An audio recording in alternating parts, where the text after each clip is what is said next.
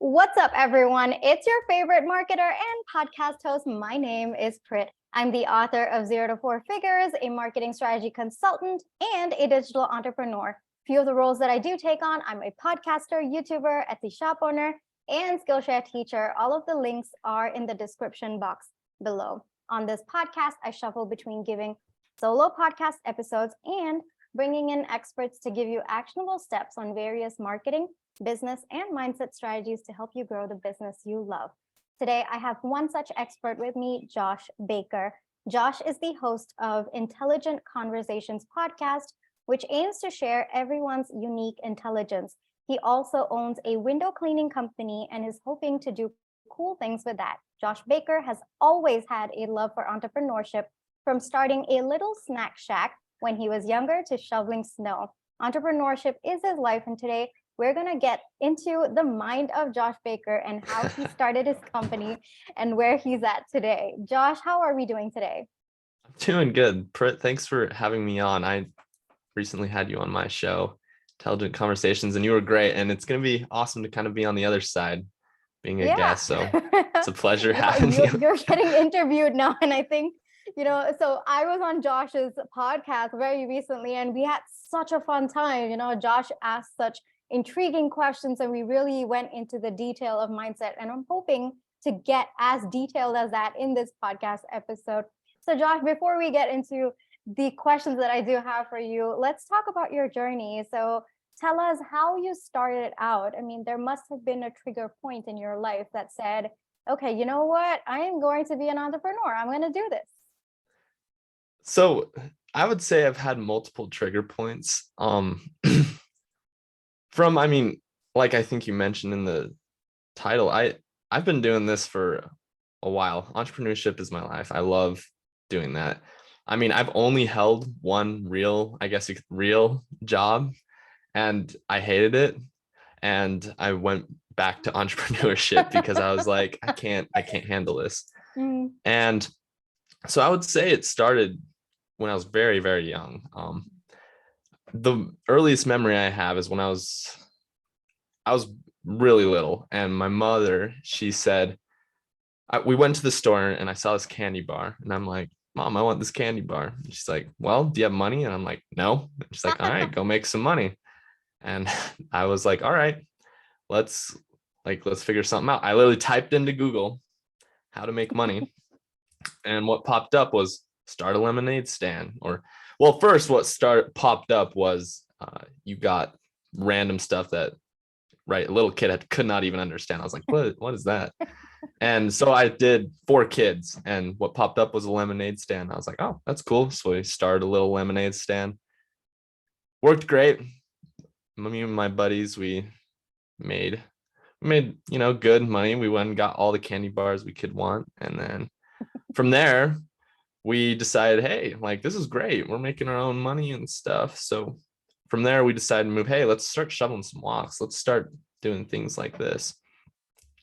And we made some good money in the winter shoveling snow, and we had all this money, right? More money than a kid could want. And they're like, all right, let's start a snack shack. Like, we were bored, so we literally built a shack and we called it Bosco, and we started selling candy out of there. And it was fun. It was a good memory. And I mean, they're still my best friends. I love them to death. And we talk about that all the time, how we would build a shack and then sold candy out of it.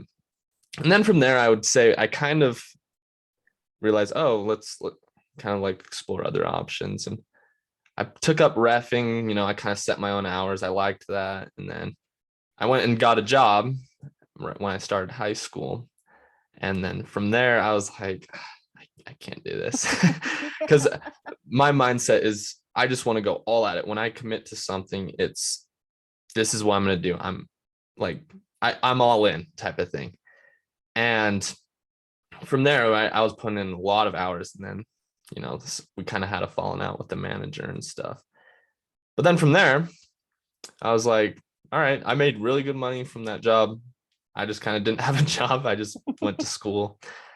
And then from there, I decided, all right, now I need to actually start figuring out something to do with my life. And so I decided, all right, I was kind of lost. I'll be honest. I didn't know what I wanted to do. And from there, I met a guy. So my mother, again, like she's like my role model. She told me, hey, you should take this internship class. Like, go join like a startup. I think you'd really like it there. And I'm like, oh yeah, that sounds great. Me being the procrastinator I was, decided, hey, I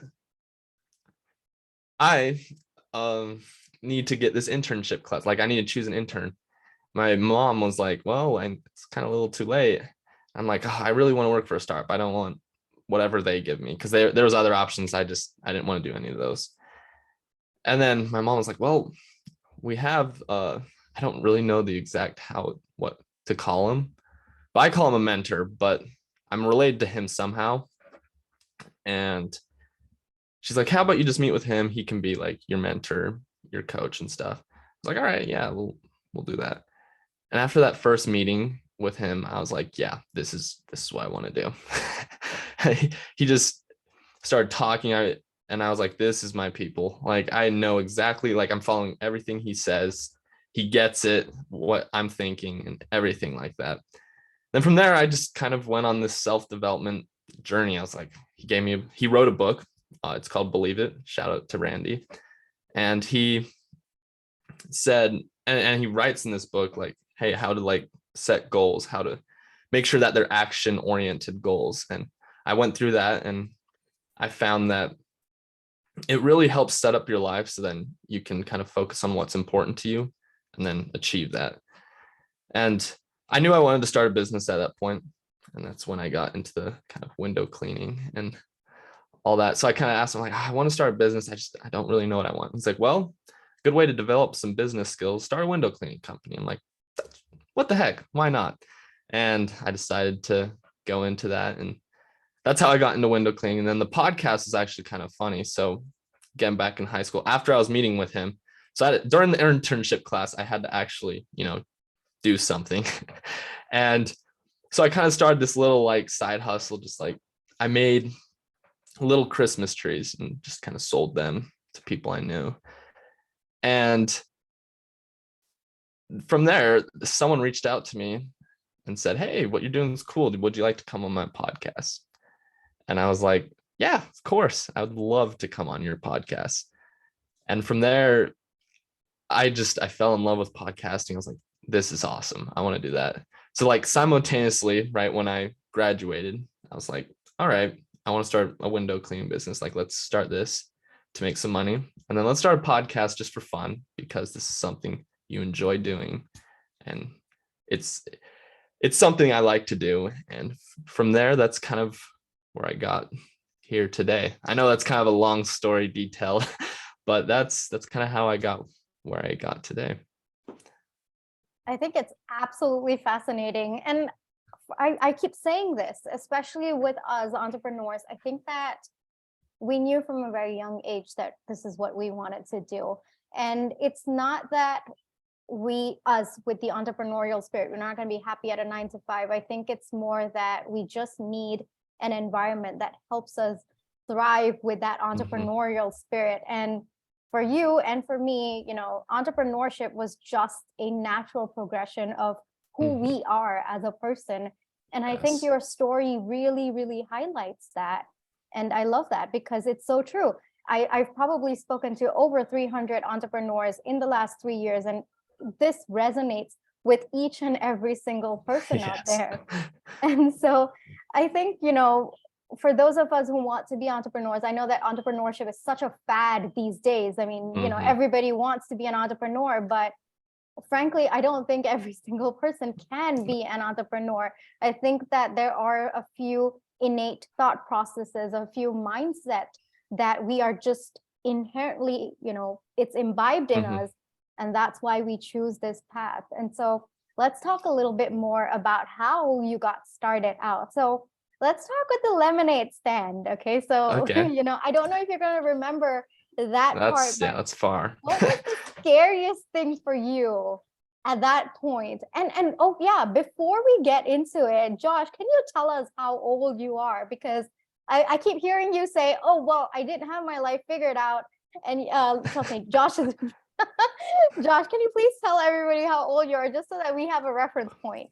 So I'm 20. Apparently that's young. Sometimes I feel like I don't have enough time. But yeah, that's Okay, so my we got age. a reference point now. So Josh, what was the scariest thing for you when you were starting your lemonade stall at that point? Well, that was a while ago. I would say when I started that, I kind of just kind of I've always been the type to just throw myself in the deep end and then kind of figure it out. But I'd say one of the scariest things, one was talking to strangers, right? So, I mean, yeah, you're talking to your friends, you're selling them lemonade. It's great, right? I was a kid. But the other part, right, is some adult comes up, hey, lemonade stand, right? Because I live in a community where they really kind of support that. Like even when I drive by, if I see lemonade stand, I'll stop and I'll pay for it. I don't care because I know I've been there. It's fun. And so like, right, you get random people stopping by. Oh, lemonade. Yeah, we'll buy some. And I think that was probably the scariest part was just, right, little kid me. I was like, oh my gosh, this random stranger's talking to me. What do I do? But I think how I kind of overcame that was just, again, throw myself in the deep end and realizing, hey, you got to swim at some point, right? I mean, if you're going to throw yourself in there, eventually you're going to have to do something. Even if you try and procrastinate and all that fun stuff, eventually there's going to come a day where you just got to do it. And I mean, that's kind of been how I've approached a lot of things. And as I've progressed, I'm like, hey, sure, we know nothing about this, but let's throw ourselves in and see what we can do. Absolutely. And one reason why I wanted to ask this question is that I think regardless of what age you are, when you're entering the entrepreneurial journey, there is always that small fear at the back of your mind. Yes. It could be limiting beliefs of any kind. It could be maybe that you're just in unknown territory. And the fact that, you had a lemonade stand at that age and there was still something, that you were a little bit hesitant about, but you just broke free and went far. I think that also shows that entrepreneurship is about, like you said, it's just figuring out how to swim when you push yourself into the deep end. And so when it came to your podcasting, I think you were a lot older then. And I think the fears also were magnified, if I'm not wrong. What were some of your fears when you started out with your podcasting?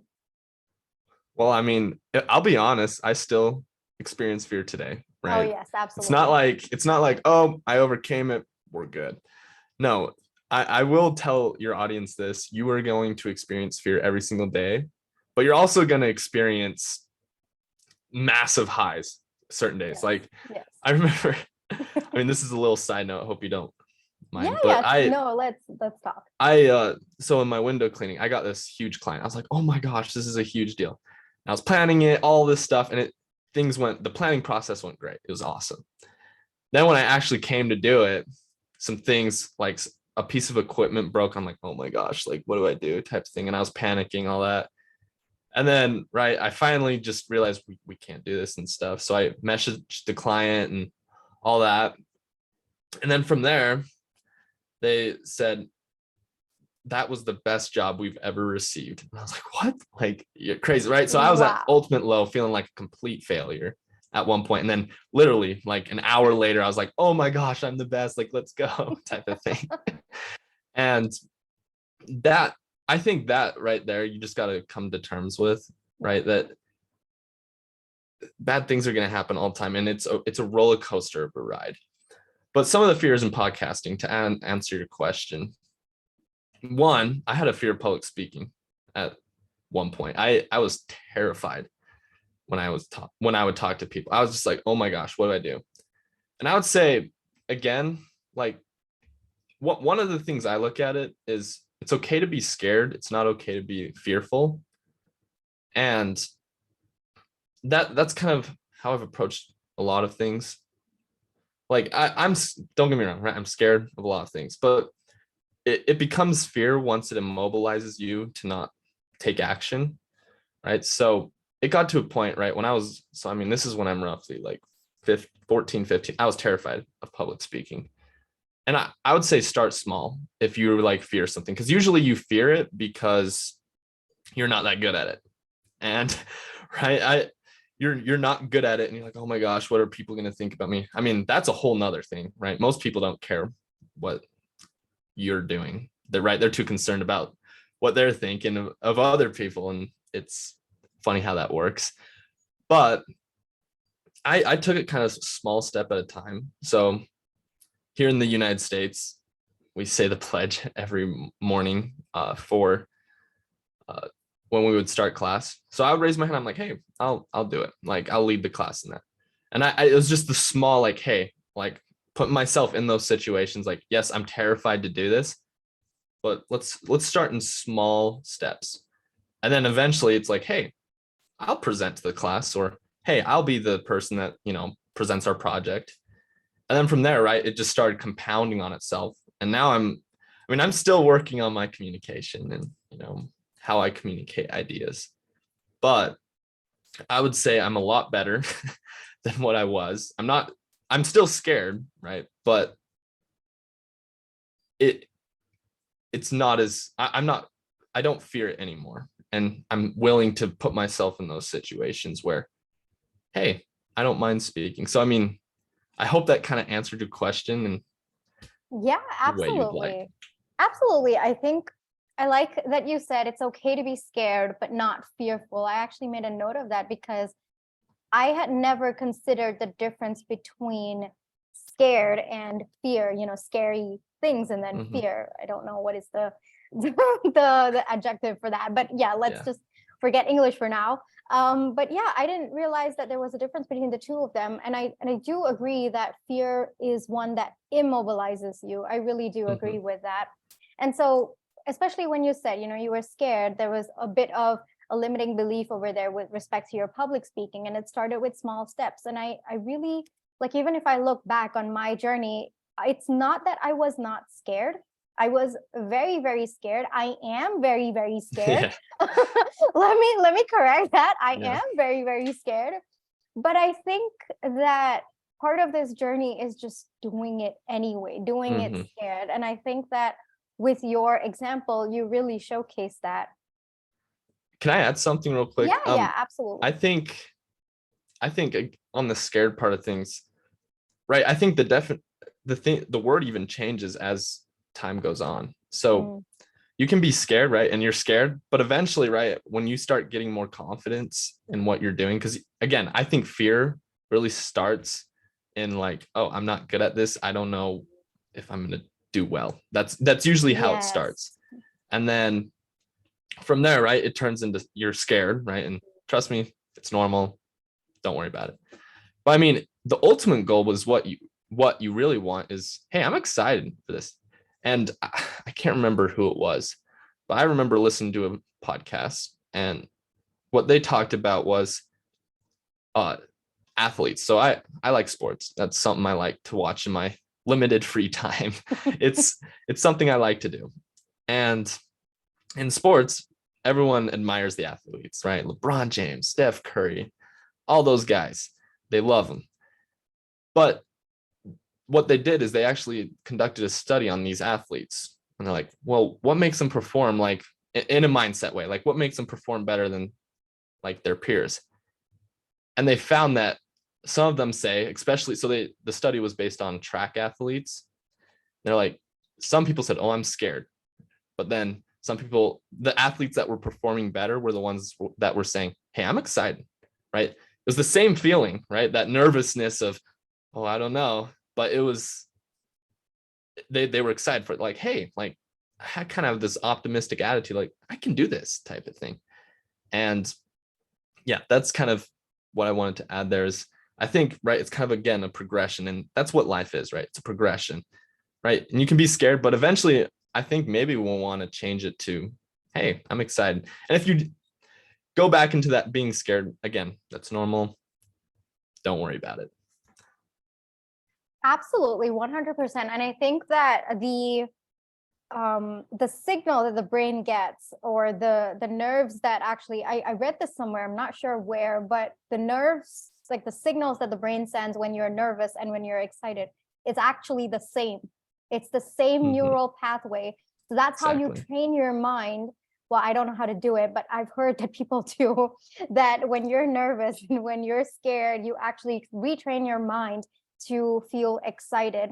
And I think one thing that you mentioned was confidence, and that the confidence comes much, much later as you are doing what you're doing, and then you find proof. A lot of times I think where we stumble is that we believe we have to be absolutely confident beforehand. It's okay if you start with a little bit of confidence, but it actually builds over time. It builds after you keep doing the task again and again. What has been your experience with confidence? Has it been an uphill battle, or has it been a roller coaster ride? How's it been with respect to your podcasting? Again, roller coaster. It's normal. I would say with confidence, I mean, this is something, believe it or not, I've been thinking about quite recently. And so when we say, so sometimes I would say, hey, let's flip it on the other person. So if I were to say, hey, I have confidence in you, right? It's what does that really mean? Hey, I trust you. So if we switch it back on us, what we're really saying is, hey, I trust myself, right? Like, and I think that's almost the biggest hurdle you have to overcome is, hey, do you trust yourself to do this? Right? Because when you say to someone else, hey, I have confidence that you can do this, then it boosts their confidence. They're like, hey, you think I can do this? Then yeah, I think I can do this. Right? It's that belief in your mind that's saying, hey, I can do this type of thing. But I think that's where it kind of starts, is you got to trust yourself to kind of make that play, you got to trust yourself that, hey, you got this. And you also got to come to terms, like, it's okay to fail, right? That's the only way to learn. And yeah, so in my experience, to answer your question, I would say in my experience, podcasting, at the beginning, you listen to a couple of the first episodes, it's not there. I'm not as confident, especially, right? So, I mean, I started with my friends, so it was more, casual. I'm like, oh yeah, this is easy. But then when I started getting to people that I've never met before, it's like, oh my gosh, right? Got scared type of thing. But again, it's like, well, this guest is depending, like, they're expecting me to host a show. So I decided, hey, like, we got to do this type of thing, and you got to learn. So I mean, that over time, right? I think the repetition, that's really helped develop my confidence in how I speak with others and all that fun stuff. Because I would say, it's a progression. And I mean, this is something they taught me. So I did sports in high school as well. I was a busy kid. And one of the things they taught us was, you're not going to have a good jump shot the first time you take a jump shot. And like, I was a basketball player, and they said, you're not going to have a good jump shot, all that. But they said, hey, if you practice, right, put in the time, the effort, eventually that repetition, it's just going to become muscle memory, and it's just going to come naturally to you. And I would say, yeah, that's kind of how podcasting's going. I mean, I would say sports helped with that a lot, because they put you in situations, high stress situations, where like the game depends on it and stuff. And now where it's real life, it's even more pressure, where you've at least simulated it. It helps, because now you're like, hey, I know what I need to do. We need to include some repetition in my life, and then the confidence will come, and eventually you will be good at it. I love that. I really like the concept of repetition, because I think a lot of times when you are scared or when you are fearful in the beginning, you might not have a clear path in front of you. You might be hesitant to take that first step. And so if you just focus on repeating it rather than focusing on the results, I think that's where, you kind of go on to autopilot, and then you just keep doing it. And then at some point you stop and you realize, oh, well, confidence is here. I'm feeling much more better about it. I think that's really good advice there, Josh. I really like that. And you touched one topic, and that was failure. Let's talk a little bit about that, because there is just so much misconception when it comes to failure, especially on the entrepreneurial journey. One thing that I personally have noticed, I've noticed a lot, but one thing that really stands out is how everyone is so afraid of failure. I think maybe it's just, kind of, we've been brought up that way, that you can't fail your exams, you can't fail at this. And then, at some point, it's kind of in our minds that we can't fail at life, we can't fail at entrepreneurship. And I think the biggest part about entrepreneurship is not success, but it's actually failure. What are your thoughts on that? What has been one situation that has taught you how to accept failure? And how do you deal with failure? Yeah, so many questions there, but let's answer all of them. Well, failure is normal, again, right? You will experience it. To kind of reinforce your point, I think, failure is normal. I've experienced countless. I mean, I kind of shared that with my window cleaning business, right? In my mind, sometimes, right, in your mind, it's a failure, but I think I'm very, I don't want to say OCD, but detail oriented. I'm very much in the details, and sometimes I get obsessed with the words that I use too, because I think it's very important. When you say failure, in my mind, it's almost like, hey, that's it, right? You failed, you can't do anything about it. And sometimes, right, that is the case. You just fail. There's really nothing you can do about the situation you're in. Like, client leaves, you can't force them to come back. It's unfortunate, but it happens. But at the same time, I would almost change it a little bit and say, instead of saying, hey, I failed, right? Because that kind of has a negative feel to it. Say, hey, what can I learn here? And I think when you take that approach, it helps. So again, I think the repetition is important on my last point, but also if you're too repetitive, you'll find that you're not going to grow, because you're not changing anything along the line, right? It's progression. And so I would say, when you experience failure, just view it as, oh, okay, look, we need to make a couple adjustments and then go back and let's try that out instead. So, I mean, again, I'm going to kind of use an analogy with sports. So when you shoot your jump shot, right? Sometimes the basketball goes in and sometimes the basketball goes out. Every time I shoot, do I think, oh, I'm a failure? No, it's, oh, I missed, right? You missed your mark. Dang it, right? But that's the thing. You go back, you play some defense, you get the ball back, next shot, bang, in. And especially, right, when you're practicing in your own time and going through that repetition, you notice, oh, maybe my elbow's a little far in, or maybe it's too far out. And you start making those small adjustments, and those adjustments make you hit a higher percentage. But here's the thing. You're also not going to shoot 100%, right? No matter how hard you try, you're not going to be perfect. And I think that's on your fear of failure. I think that's honestly the biggest thing, is they believe everything's going to be perfect, right? It's going to go step by step, right? Even if you have a fantastic plan, I'll tell you this, nothing goes 100% according to plan, right? If you were to ask me, hey, you'd be hosting a podcast when I was, 12 or so, I'll be like, yeah, right. I'm scared of speaking in front of people. No freaking way.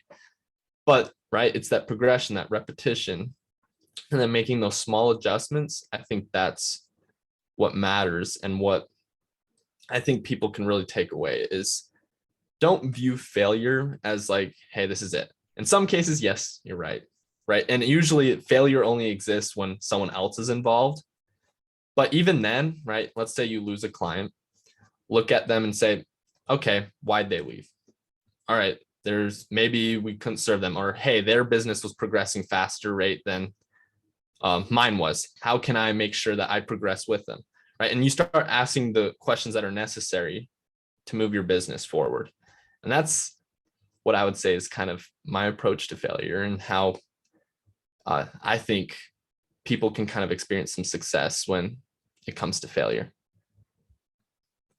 I think that's a good way to look at failure as just a pivoting point rather than the end point. I really think that's a healthy way to look at it, because I think, again, I think it's just how we've been brought up, but there's just such a negative connotation when it comes to failure. Mm-hmm. And so maybe if you were to just look at it as a new starting point for you to take the next steps, or like you said, figuring out what's wrong in that moment. Sometimes it's your elbow, sometimes it even could be external circumstances like the position that you were in or the people Exactly. around you, you know? And I think especially with business, you can put in 100% of your effort. You can think that you've done 100% correct, but there are a lot of external factors that you can't control. And in that moment, it probably doesn't fit. And I think understanding that it's, you know, it's not on you to decide if things are going to be a success or a failure is another way that I personally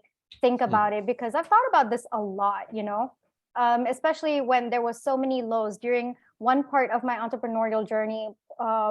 People did not want to consider hiring someone online. You know, we were in the middle of a pandemic. The vaccines had not yet been announced. And so businesses weren't even sure if they wanted to stay, if they were going to be open in the next 6 months. Forget hiring someone who was going to be a consultant for them. And so at that point, there was a point where I had to decide whether or not to shut down my business, because it was just, for a couple of months, I didn't have any clients. And so at that point, it was a failure of my business, you know, at that moment, because of the external circumstances. There's nothing I could have done at that moment. And then the vaccines announced. So that was a change in the external factors. People started having more hope in the economy, in how things were going to progress. And then suddenly they wanted to shift their business online to cope with the change. So again, my business picked up. But if it did not pick up, okay, touch wood, it was a different circumstance and the same external factors continued, then I might have been sad, but I don't think I would have blamed myself. I would have realized that it was out of my control. What are your thoughts when it comes to external factors and blaming ourselves? I think that's also another mindset hindrance, especially when it comes to solopreneurs in the initial stages, that you tend to blame yourself. You tend to take on the entire responsibility of your business. Do you do that? Say, yeah, I definitely do that. I would say that's a good question. I think it's normal for entrepreneurs to take responsibility because, right, you're at the helm of your business, right? You have to be responsible. You have to be accountable, right? When the client's mad, right, you can't just pin it on someone else. Hey, it's your fault. No, you take the grunt force of it. So, I mean, it's only natural for us, right, to take that responsibility. But when it comes to like external factors like COVID, for example, I think, I mean, right, that was out of your control, but it also, I think, is an opportunity to adapt as well. I think it's a great opportunity. Like, again, I think it's the mindset of, I'm an optimist if you haven't figured that out. I honestly do try to look for the best in things. And so, right, when external factors like COVID come along, believe it or not, a lot of kids, right, because I was in high school at the time when COVID was happening, and a lot of kids are like, oh, this ruined my high school experience. I actually kind of look back on that. I'm like, this was the greatest thing for me, because I got a chance to, one, kind of slow down and talk with, you know, a mentor. That wouldn't have even been possible if COVID didn't happen, right? And I got to spend more time, right, with my friends, my family, right? Things that I value. And I would say, when it comes to external factors, looking at it as an opportunity and try and look in the good of things, like, hey, like, at least I have this still, or at least, you know, I still have my health, or, oh, at least I still have my mind. And I would even say, if external factor, like, things are going to happen that you cannot control. And from there, I would honestly say that it only makes you better because I find that every hard thing that you experience that you have no control over, it only makes you better for the next time. So, right, economy downturn, right? This sucks. I don't know what to do. I guarantee the next time the economy takes a turn for the worse, people are going to be a lot more ready. Or the pandemic, right? No one experienced a pandemic. No one was ready. But I guarantee the next time that happens, people will be a lot more prepared for it. So I'd say, don't look at it as a bad thing again, right? But look at it as like, hey, this is an opportunity to learn something.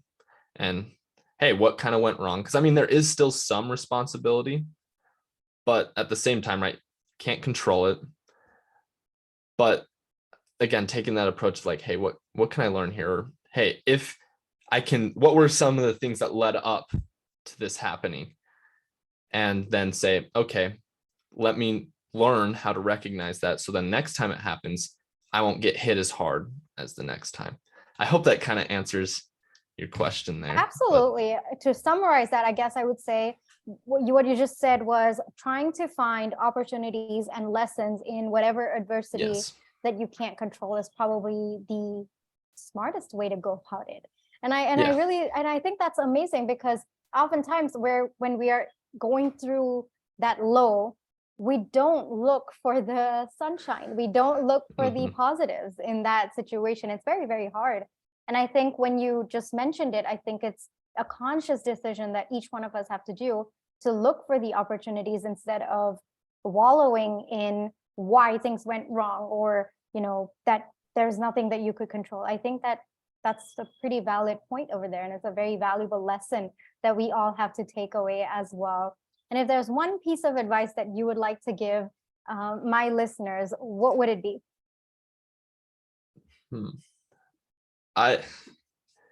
I'll say my advice has kind of changed over time, but I mean, specifically for entrepreneurs, you gotta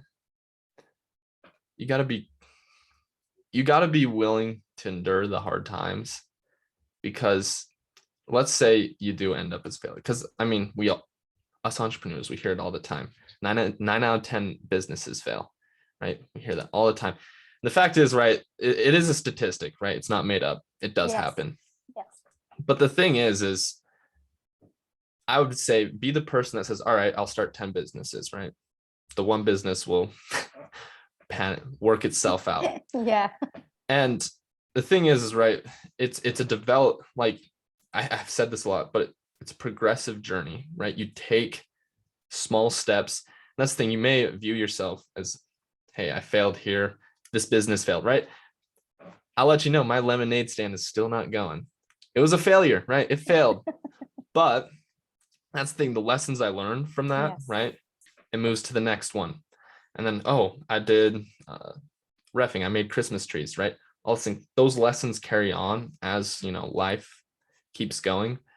So I would say be good to yourself, right? Take it easy on yourself and recognize that it's okay when hard things come, but it only just makes you stronger, and it builds very valuable character. Because if you were to get rich in a year, I mean, it really only inflates your character. So, I mean, if you really experience hard times, I honestly believe hard times really build necessary character that you need to kind of weather tough things. And when you get, let's say you make money, your success and all that, it really starts to shine type of thing. That's all money does, is it shines on who you are. So if you make it in a year, it's going to shine that, hey, most often the times are not, you're a little bit arrogant, you're a little bit, all these maybe bad qualities you don't want to develop. And eventually those type of people are going to endure hard times, and they're going to have kind of character building moments. And then I would say put yourself in those situations where you can develop your character, because I think that's something we do lack. And be okay when it's the hard times. It always gets better. And even if it doesn't, it does. Sorry, I don't really have anything beyond that. But life can get worse, yes. But I would say look at the positive, and I think that really will help you get through a lot of things. But yeah, that's my 2 cents there. Absolutely love that. I really think so, because for me personally, if I have to think about my journey as well, I think that the hardships and the lows have humbled me and have taught me that I am not entitled to success. Yes. And I cannot be arrogant about it. And so when I have achieved those small milestones, or when I have achieved my perception of success, I've been humble about it. And not just that, I have understood that it's a work in progress to continue that success and not just stop there. So I really like that, because I think that success does magnify who you are, and the journey actually creates who you are. So I love that. I 100% agree with that, because that is one of the biggest truths of my life as well. So thank you so much, Josh, for coming on the Marketing Nomad show. If my listeners want to reach out to you, how can they do that? Your LinkedIn or your podcast, where can they find you? So my LinkedIn, I'm pretty sure, is just josh.baker32. I'd have to check on that and I'll shoot it over to you. But podcast, it's called Intelligent Conversations. You can find on Apple, Spotify, all those podcasting networks. You also can go to Intelligent Convos, so convos.com, and there's podcast stuff there as well. And yeah, if anything reached out to you, I'm pretty much an open book. I'm willing to talk with you. I'm willing to talk with anyone. And yeah, I would say you can also reach out to me on social media. I'm on Instagram. I'm trying to think. I think that's the only other personal one I'd have. But yeah, you can reach out to me on Instagram. It's just, again, josh.baker32. And yeah, thank you for having me come on. I appreciate the opportunity. Thank you so much. It's been fun. Thank you so much. I'm going to put all of the links in the description box below. Reach out to Josh, say hi. He's really, really friendly, as he said. And I mean, I also agree with that as well. And also, tell him one thing that you liked about this episode. I'm sure he and you will have a lot to chat about. Okay. Thank you so much for listening all the way up until here. I know it's been a slightly long one, but I absolutely enjoyed this entire conversation with Josh. Josh, thank you once again. And thank you so much, all of you, for listening all the way up until here. I will catch you in my next episode. Bye-bye.